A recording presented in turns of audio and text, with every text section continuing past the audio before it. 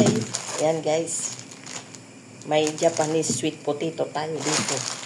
Last week pa to eh. Wala akong oras maglaga. Last Thursday pa ito.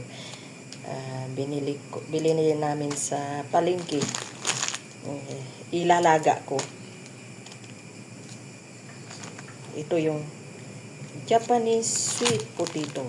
Alam nyo kung magkano ito. $5 itong apat.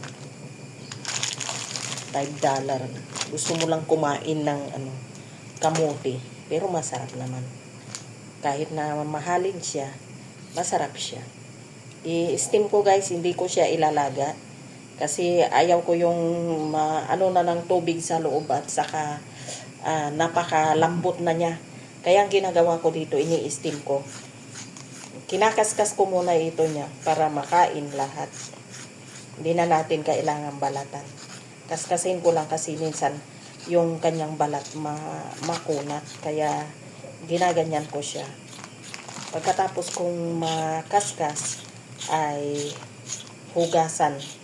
Doon ilalagay ko na doon sa i-steaman ko. Para ito mamayang hapon, merienda. Siyempre, mayroon ako nakahanda na lunch ko. May kunting kanin, may hotdog. May hotdog, at saka may kunting bagoong alamang. Kunti-kunti lang ilagay natin. Kasi yung bagoong alamang ko, ginisa lang. Tapos, mayroon din tayong,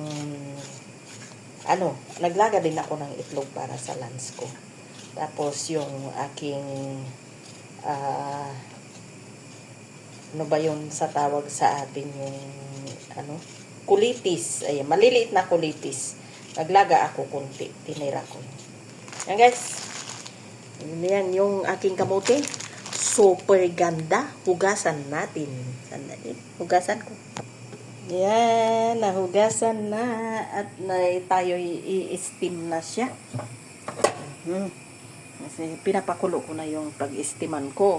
At saka may dalawang itlog doon. Okay. Nilalaga ko na yung ulam kong itlog. At ito naman ay ilalagay natin sa loob. Ganyan lang po. I-steam ko lang ganyan. Ganyan lang siya.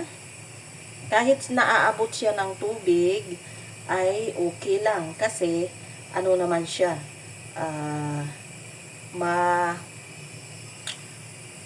Nasa ibabaw lang naman sila.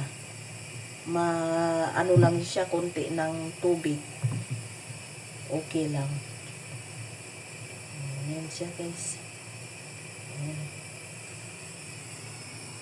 Ayan ang aking kamote. Merienda mamaya. May bibili ako mamaya ng iced coffee sa labas. Yan ang merienda natin. Thank you po sa inyong lahat. Thank you sa inyong support. God bless.